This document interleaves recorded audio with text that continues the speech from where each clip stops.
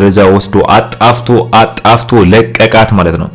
ቤሪ ተመልሳ የመጣችው ለምን ይመስላችኋል? ቤሪ አሁንም ተመልሳ የመጣችው ከዴቭ ጋር እንግዲህ እንደለመደባት ዴቭ አንተን ይዤ ነው መሄድ የምፈልገው፣ ወደ አሜሪካ መሄድ አለብን፣ ማሚ ኑ ያለችን ነው፣ ከኔ ጋር ነው መኖር ያለብን ለማለት ነው እንግዲህ ያሳባ። ግን ዴቭ ከአደይ ጋር ሞቅ ያለ ፍቅር ውስጥ ነው ያለው። ስለዚህ ቤሪ ተብዮ አመጣጧ ምንም ስላልተመቸው ዳይመንድ እንግዲህ አንጣፎ ለቋታል ማለት ነው። እንግዲህ ዳይመንድ ብቻ ሳይሆን ኩኩም ተደረባ እንግዲህ ቤሪን አደነባብራታለች ማለት ነው። ቤሪ ተደነባብራ እንግዲህ የምትሄድበት ራሱ ግራ ገብቷ ስትሽከረከር እያያናት ነበር። እንግዲህ በጣም የሚገርመው ነገር ምንድነው አደይ አሁን ላይ ለዶክተሩ እመልሳለሁ እመጣለሁ ብለው ስለነበረ እንግዲህ ዶክተሩ ጋር ለመመለስ ወይም ዶክተሩ ጋር እቃ ምናምን እያለች ዴቭን ስታወራው እንግዲህ ዴቭ እኔ አመጣዋለሁ ችግር የለውም ማለት። ስለዚህ አደይ ስትንተባተብ በቃ ችግር የለውም እቤት ደርሰን ትሄጃለች ዶክተሩ ጋር ብሏታል ማለት ነው። ስለዚህ አደይ እንግዲህ ዶክተሩ እንዳይከፋው ብላ ነው ከዚህ በፊት ከመጣች በኋላ እኔን አላገኝሽኝም እኔ ጋር አልመጣሽም ምናምን ሲላት ያው ችግር እመጣለሁ ምናምን ስላለችው ቃሏን ላለማጠፍ ትዝ ሲላት ነው። እንግዲህ በሚገርም ሁኔታ ግን ዶክተሩ ሩታ ጋር ሄዶ ከሩታ ጋር አብሮ በሚኖር ሩታ ጋር ሄዶ እንግዲህ ሩታን በሚያጽናናት ታይምና እሷን ትሪት በሚያደርግባት ታይም ላይ እንግዲህ ሩታ በጣም ኦቨር ፍቅር ውስጥ ገብታለች።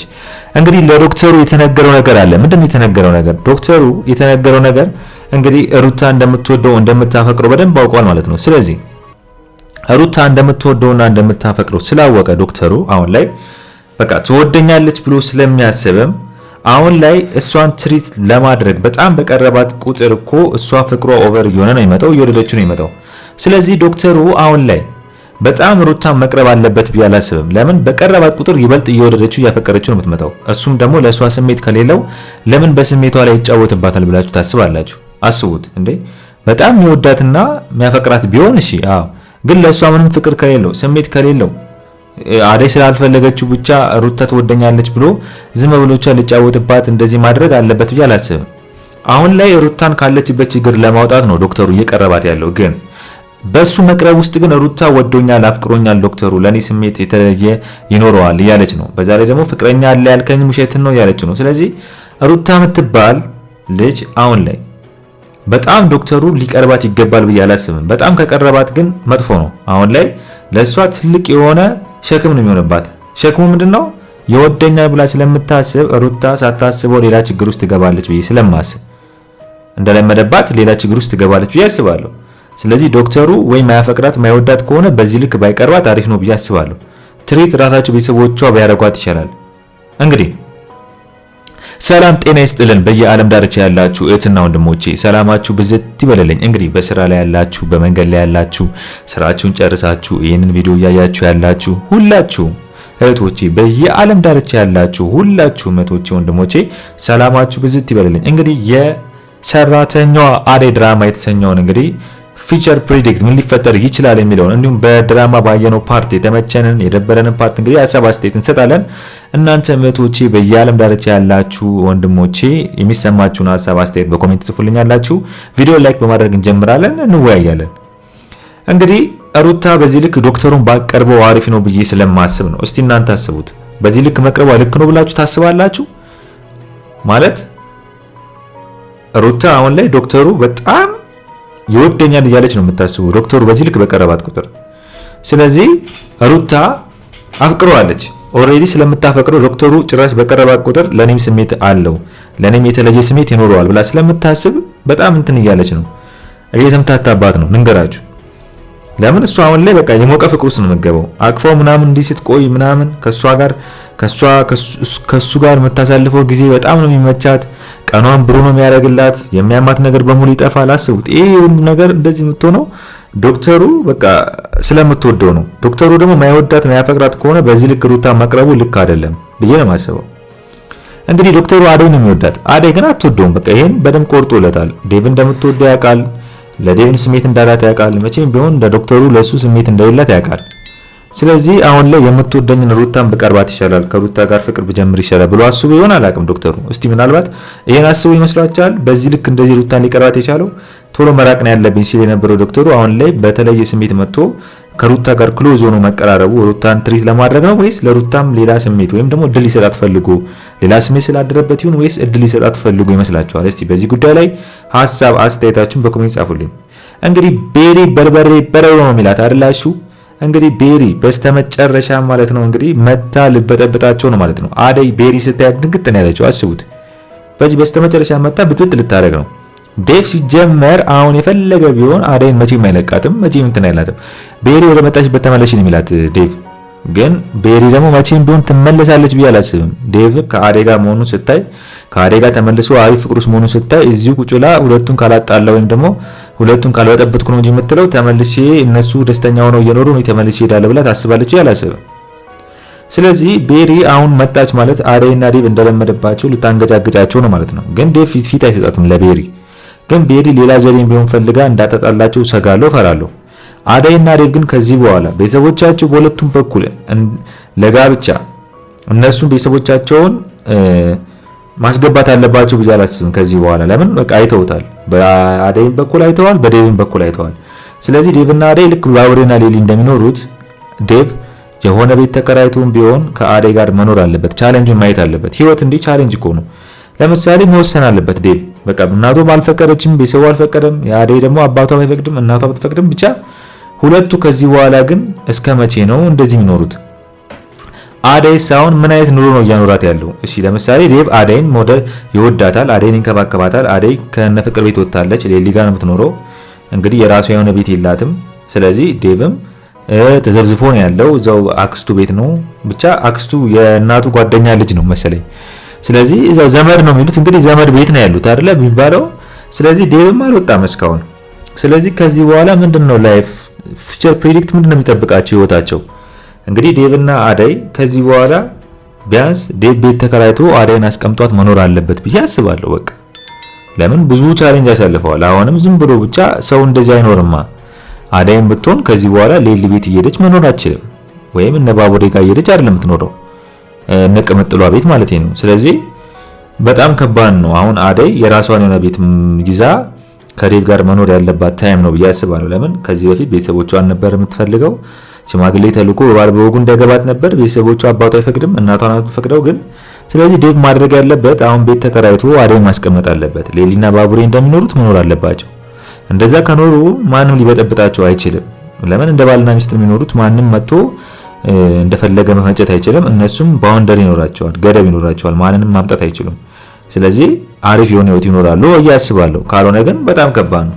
ዴቭም አደይን ተከራይቶ እንኳን ቤት ሳያኖራ ዝም ብሎ እየተሽከረከረ እዛ ቤት ውስጥ ሆኖ ከአደይ ጋር ዝም ብሎ እንደዚህ ቢሆኑ ነገ የሆነ ሰው መጥቶ ወይም ቤሪ መታ ብትጨቀጭቀውና ብትበጠብጠው አደይ ምዷ ሊበከል ይችላል፣ ልቧ ሊሰበር ይችላል በሚለው ማለት ነው። እንግዲህ ሌላኛው ጉዳይስ ምንድን ነው? በጣም የገረመኝ ጉዳይ የሄሉን ጉዳይ እናነሳዋለን። እንዲሁም ደግሞ የኪንጉ ጉዳይም አለ። ሄሉ አሁን ላይ በስተመጨረሻም እንግዲህ አበበ እድል ተሰጥቶታል። እንግዲህ መስፍን አጎቷ ነው፣ የእህቱ ልጅ ናት ሄሉ። ስለዚህ ሄሉ እንድትጎዳበት አይፈልግም። ምንም ውለታ ብትልልኝ እኔ የእህቴ ልጅ ናት እንድትጎዳብኝ አልፈልግም። አንተም ጸባይን አስተካክል፣ የእሷንም ማመል በደንብ ነግሮታል። ስለዚህ ተነጋግራችሁ ፍቱትና ድጋሚ እድል ሰጥቻለሁ ብሎታል። ስለዚህ ሄሉ ተመልሳ ከአበበ ጋር ወደ አዲስ አበባ ወደዚህ መምጣቷ ማይቀር ነው። ስለዚህ መምጣቷ ማይቀር ነው፣ ትመለሳለች ወደ አዲስ አበባ። ስለዚህ አበበ ከዚህ በኋላ ግን ከሄሉ ጋር በድብቅ ምናምን ሳይሆን እየተነጋገሩ ሁለቱ አንድ ላይ በመሆን መኖር አለባቸው ብዬ አስባለሁ። ባይዘው እንትን ነው ምንድነው ትምህርት ያስተምራል።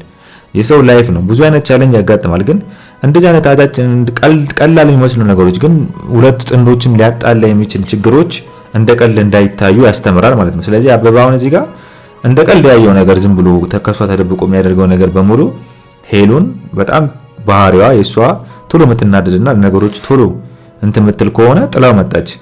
ረጋ ያለች አሁን አደይ ብትሆን በጣም ረጋ ትላለች፣ ብዙ ነገር ትላለች። ግን አበበ ለምሳሌ ሄሉ ይሄ ባህሪ ስለሌላት አበበ ጥላው ስትሄድ ተከትሏት ነው የመጣው። ግን ባይዘዌ አበበ ባይወዳት ኖሮ ሄሉን ተከትሎ አይመጣም ነው የምላችሁ። ስለሚወዳት ስለሚያፈቅራት ነው። እዚህ ጋር አበበ እንደሚወዳትና እንደሚያፈቅራት የምናይበት መንገድ እዚህ ጋር ነው። ባይወዳት ኖሮ እዚህ አይመጣም። እንግዲህ አለልኝ ለራሱ ፍላጎት እንግዲህ ሄሉን አስቡት። ገና ገጠር መታለች፣ እዛ ተጫውተውባት፣ አሁን ደግሞ እዚህ መታ ጭራሽ እኔ ላይ እንትን ደፋችብኝ፣ ጥጋብ አላት ይላል። አለልኝ ስለወደዳት ነው ሄለን። ስለሚፈልጋት ነው። አብረው ብትኖር ደስ ይለዋል። እምቢ ካለ ደግሞ ቢደፍራትም ደስ ይለዋል። ከዛ ቢጠፋም ደስ ይለዋል እዛው። ለምን መስፍን አይለቀውም አጎቷ። ግን አሁን ላይ አበበ ዝም ብሎ ሄሉን አሳምኖ ተመልሶ ወደ ሀገሩ ወደዚህ ወደ አዲስ አበባ የሚመጣ አሪፍ ነው ብዬ ነው የማስበው። ሄሉን ብትሆን እዛ ካለልኝና ከጫኔ ጋር ከምትጨቃጨቅ አበበ ይዟት ተመልሶ ቢሄድ ይሻላል። ለዛውም እኩያዋ። እንግዲህ ሌላኛ ጉዳይ የኪንጎ ነው። ቤቲ እንግዲህ ተፈታለች። ቤቲ እውነቱን ነግረዋለች። አብሯት የሚሰራውን ኪንጎ አብሮ እንደሚሰራና ሁሉን ነገር እንደሚያውቅ ምናምን ለፖሊሱ ነግረዋለች። ፖሊሱም እንግዲህ ኪንጎን ከያዘው በኋላ በደንብ እንዲነግረው ለማሳመን እንዲሞክር ብዙ ነገር ጠይቁታል። በጣም ያልጠየቀው ነገር የለም። ብዙ ነገሮች ጠይቁታል። ምንድን ነው ያለው? አስቡት። ብዙ ነገሮችን ከነማቲያስ ከሚባሉ ሰዎች ጋር የሚሰራውን ስራ ወንጀል እንደሆነ ህገወጥ ዝውውር እንደሚያደርጉ መድኃኒትም ቢሆን። ስለዚህ ኪንጎ እኔ ሳላቅ ነበር የምሰራው ነው ያለው። እንግዲህ ሳያቅ ነበር የሚፈርመው ነው። ግን አሁን ስላስፈራሩት ማውራት አልቻለም። ግን ኪንጎ ራሱን ለማውጣት መናገር ነበረበት ብዬ አስባለሁ። በቃ እኔ ምንም የማውቀው ነገር አልነበረም፣ ግን እየሰሩ ያሉትን ስራ ወንጀል እንደሆነ መጨረሻ ላይ ያወቅኩት ብሎ ነገረው። ስለዚህ አሁንም ቢሆን ፖሊሱ የሚፈልገው ኪንጎ እዛ ድርጅት ውስጥ የሚሰራውን ስራ በሙሉ ኪንጎ እንዲነግረው ነው። በሚሰራበት ታይም ምን እንደሚሰራ ስለሚያውቅ እያንዳንዱን እንቅስቃሴያቸውን ያያቸውን እዛ ሲሰራ ያየውን ነገር በሙሉ ለፖሊሱ እንዲነግረው ይፈልጋል። ስለዚህ ፖሊሱ ከነገረው በኋላ ደግሞ እነሱ መያዝ ያለበትን መንገድ በቴክኒክ ይይዛቸዋል ማለት ነው። እንግዲህ ቤቲ ስትመለስ ቀመጡ ላይ ፈጠነ ባሌን አስይዘሽ አንቺ ወጣሽ እንደ አንቺ ራስሽ እንዴት ባሌን አስይዘሽ አንቺ ትወጫለሽ ብላ ተናደደችባት ማለት ነው ቀመጥሏ። አስቡት። ስለዚህ ቀመጥሏ ልክ ናት። በገጀራው ተብዮ ደግሞ ኩኩን አለቃትም ፈንክታኝ እንደዚህ አርግታኝማ አለቃትም ጭራሽ አልፋታትም እያለ ነው። ለምን አስጨቃይታኛለች እንደዚህ አርግታኝ መቼም ቢሆን አልፋታትም ብሎላታል። ስለዚህ ኩኩን እየፈለጋ ነው ጭራሽ። እሱ ምንድነው የሚፈልገው? እንትኑን ለመበቀል ነው። ስለመታችሁ ሊበቀላት ነው ኩኩን። እንግዲህ ኩኩና ዳይመንድስ አሁን ላይ በጣም የሌለ ሙዳቸው አሪፍ ሆኗል። በተለይ ከገጀራው ከመታችሁ ለሱ ብላ ከመታችሁ በኋላ የሚቀጥለውን ፓርት እንግዲህ ኩኩና ዳይመንድ የሌለ ክሎዝ ሆነው ተመቻችተዋል ማለት ነው። እንግዲህ ሁለቱስ ወደፊት እንዲሆናሉ አይሆኑም የሚለውን እስቲ ሀሳብ አስተያየታችሁን በኮሜንት ጻፉልኝ። ጥንዶች ይሆናሉ ብላችሁ ታስባላችሁ ወይስ አይሆኑም ብላችሁ ነው የምታስቡት? ሁለቱም ስታዩአቸው ምንድነው የዳይመንድና የኩኩሻ ነገር ለጥንድ የሚጋብዝ ነገር ነው የምታዩት ወይስ እንዴት ነው? ዝም ብለው በእንደዛው የሚቀጥሉ ነው ይመስላችሁ? እስቲ በዚህ ጉዳይ ላይ ሀሳብ አስተያየታችሁን በኮሜንት ጻፉልኝ ማለት ነው። እንግዲህ የሰራተኛዋ አደይ ድራማ እንግዲህ እንደዛም ያለ እንግዲህ እዚህ ክላስ ደርሷል ማለት ነው። እንግዲህ ድራማው ብዙ ጊዜ የሚያጠነጥነው በገጠሩ ፓርትና በከተማው ፓርት ሲሆን የአደይን ፓርት ነው ይዞ እየተንቀሳቀሰ ያለው።